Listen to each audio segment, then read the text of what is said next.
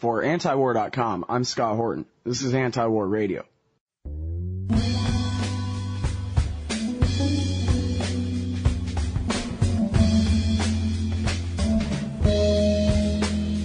Our next guest on the show today is Mark Ames from Exiled Online.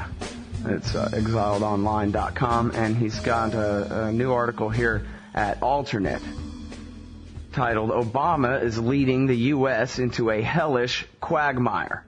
Obviously a reference to the doubling down in Afghanistan. Welcome back to the show. Mark, how are you doing? Thanks for having me on. I'm doing all right.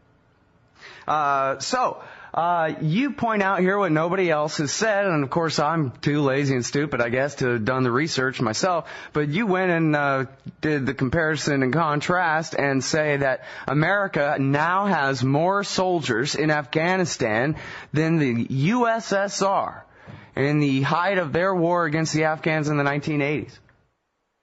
Yeah, that's right. I mean, I was pretty shocked too. I mean, the war hasn't really been on the headlines, and there's so many horrible things going on, inside this country already that it's kind of hard to keep track of all these things. But I saw this article that there's a report that came out totaling up the number of contractors plus military personnel. As you know, Obama implemented a kind of a surge earlier this year, so he's been doubling down with the amount of troops, but we don't really know. We don't for some reason add in the number of contractors to the troop total, so it always seems a lot less than what's really going on. And I'll be honest, I mean, this is something that it was listening to your last show with Jeremy Scahill. It was a great interview, and I love everything Jeremy writes, and this is something he talked about as well. And it's really quite true. And so when I looked at those numbers, I realized, because I spent a lot of time out in Russia, my God, we've now surpassed, the Soviet troop totals at the height of their invasion and occupation of Afghanistan in the 1980s. We're more invested than they are. We're supposed to be, 1,000 years ahead of them technologically and militarily, and yet we've got more boots on the ground than they had. And we all know how that war ended. The Soviet Union lost and the empire collapsed. Well, and as you say in your article, the Russians must be loving this. They must be sitting back just laughing, watching America bog down in their very same sand trap there. Yeah, and you do see you see a lot of gloating. And, and that's because it's sort of what we've been doing with each other. It's what I call it's been a kind of Tom and Jerry show. I mean, the Russians, we always sort of blame the Russians for the defeat in Vietnam, for arming North Vietnam and Viet Cong. And so we got them back by arming the Mujahideen in Afghanistan during the 80s and brought them down. And we were gloating over that. And now they're watching us go down. And I've heard from some journalists who work out there and in Russia. I mean, there is speculation that the Russians are playing a bit of a double game there. That they don't necessarily want to see us win. They don't want to see the Taliban come back, but they don't necessarily want to see us triumphant, because as we proved, in the early Bush years, when we come into a place supposedly to fight terror, what we really want to do is stay, set up bases, and take all the resources for ourselves. And moreover, there's a lot of evidence that America's been playing some pretty, underhanded, double-dealing games in the Caucasus region within Russia, in Chechnya, and perhaps beyond Chechnya as well.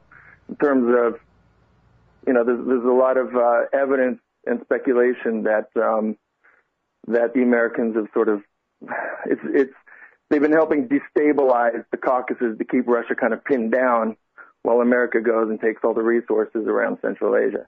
So, there's a pretty complicated and pretty dark game going on around there. Mm-hmm.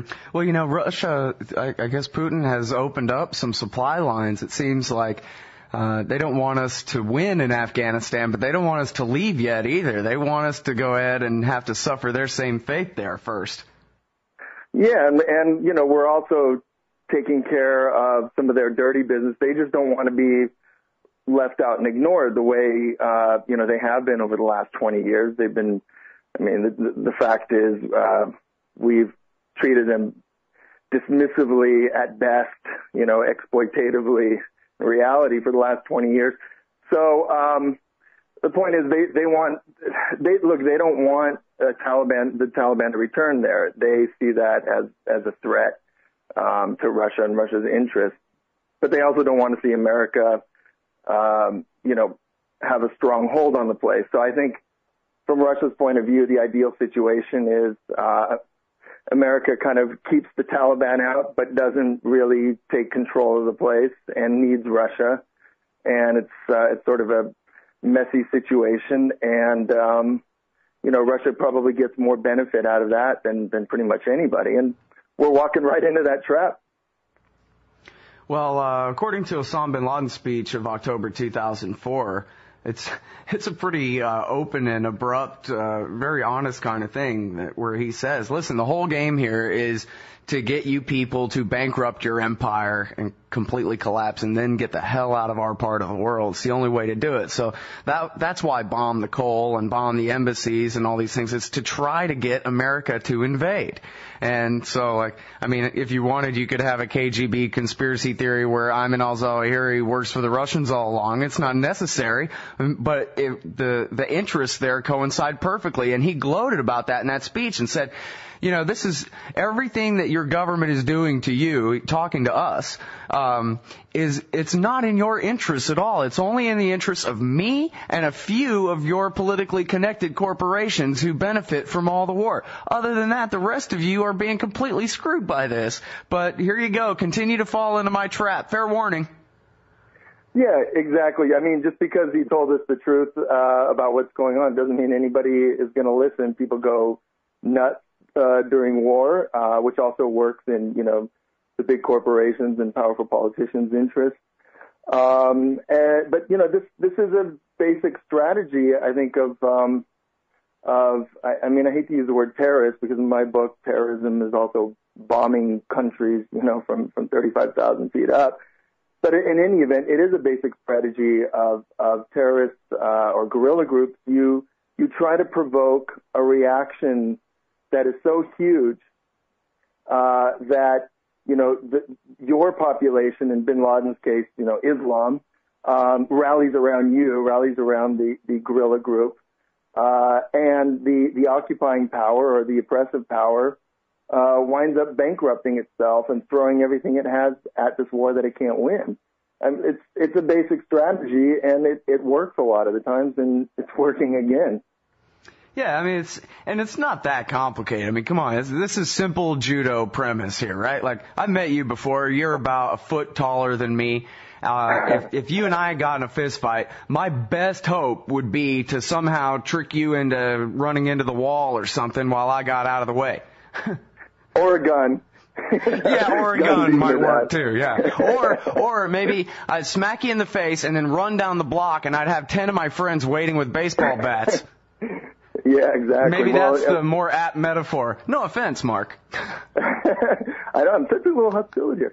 No, you're exactly right. And yet, just because we know what the strategy is and everybody does know it, it doesn't mean that it's not going to work. I think it does work every time because of, bin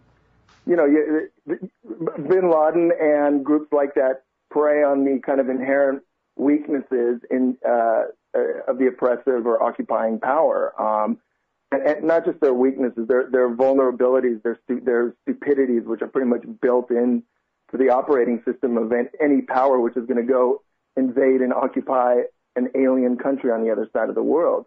There aren't a whole lot of countries like America willing to do that, and the ones that are, have a lot of massive blind spots that you can exploit.